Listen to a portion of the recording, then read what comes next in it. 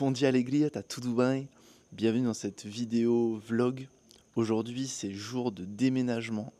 Alors ça, c'est un des gros inconvénients quand on est digital nomade. On croit que c'est la fête au village. Mais une des choses les plus embêtantes, c'est déménager constamment à cause des saisons, fluctuations de saison. C'est-à-dire que là, ça va être Noël, donc les prix, ils augmentent drastiquement. Donc du coup, les gens font du Airbnb pour s'en mettre plein les fouilles, enfin bref. Donc, installez-vous confortablement aujourd'hui. Je viens juste de me réveiller.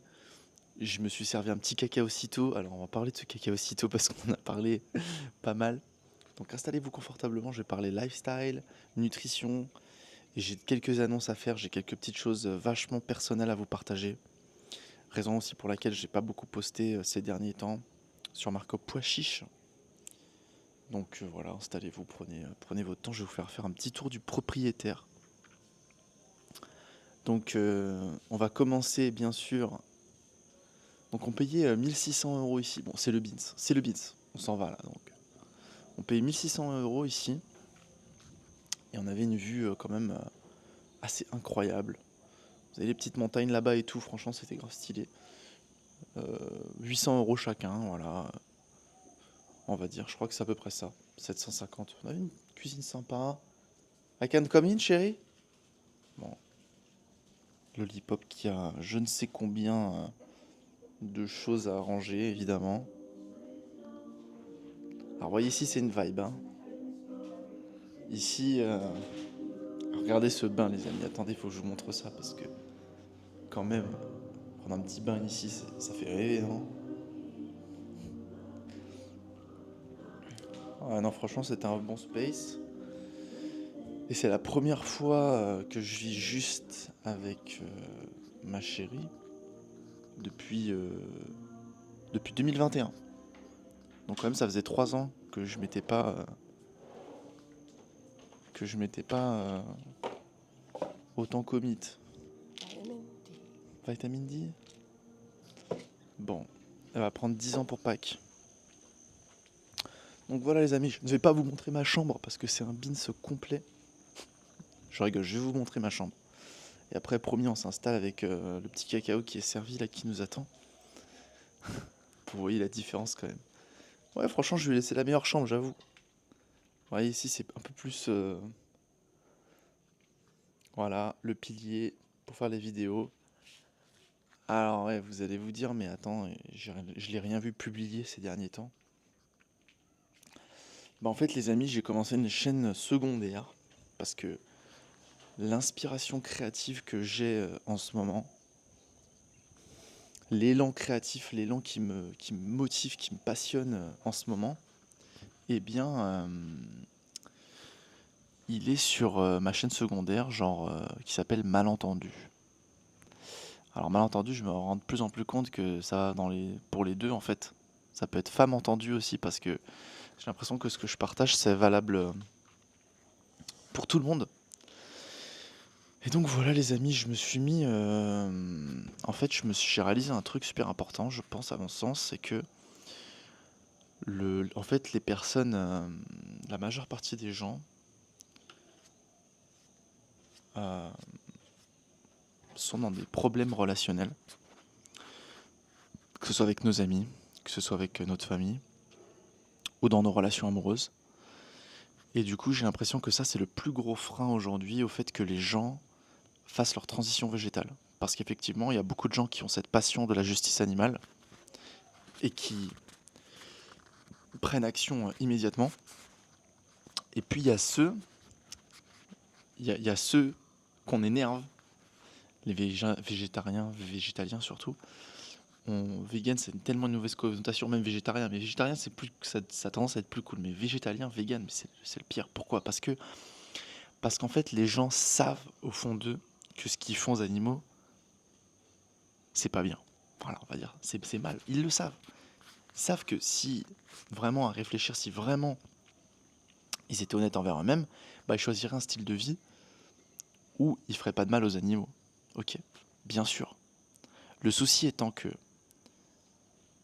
malgré ça, les gens n'arrivent pas à faire les changements. Et je pense que l'une des raisons principales de ça, c'est qu'en fait, il y a un vrai mal-être. Si vous voulez, je pense qu'il y a une échelle. Depuis, voilà, ça fait maintenant 7 ans bientôt que je suis végétalien, que j'ai fait des centaines d'accompagnements, des milliers de personnes qui se sont inscrites à plein de mes cours, à plein de mes programmes, etc. Bref, vous imaginez tous les retours. À un moment, c'était quotidien. Maintenant, bon, je suis un peu moins présent, mais on va y revenir là-dessus. Mais pour bien vous rendre compte ah, ce petit cacao là qui me bleure un petit peu là, qu'en fait les gens, ils ont dans leur hiérarchie, ils ont autre chose à penser que le bien-être animal en fait. Parce qu'en fait, il y a leur bien-être à eux qui va tellement mal, et ils sont déjà tellement mal envers eux-mêmes, dans leurs relations, dans comment ils pensent, comment ils se parlent à eux-mêmes. Leur mal-être est déjà tellement grand qu'en fait, le mal-être animal, c'est juste le cadet de leurs soucis, quoi. Et donc, du coup, naturellement, avec l'évolution de mon style de vie, de tout ce que j'ai expérimenté ces derniers temps, etc., ce qui m'est arrivé, c'est que... Je vais le faire chauffer un petit peu. Je vais mettre un petit peu au soleil. Ça va enlever peut-être la buée. Ce qui m'est arrivé, c'est que bah ouais, j'ai exploré énormément les relations. Et donc, je pense que j'en suis sorti de tout ça. Maintenant, ça va faire 5 ans que je suis à Bali. J'ai l'impression que je suis sorti de tout ça avec pas mal de sagesse, pas mal d'humilité, vu à toute la souffrance que j'ai subie. Mais même, j'avais envie de vous dire, même toute ma vie, hein. Toute ma vie, j'étais très fleur bleue. Et je me suis... j'ai presque toute ma vie été... Enfin, depuis que j'ai l'âge de raison, on va dire, depuis mes 18 ans, bah, j'ai presque été constamment en relation, hein.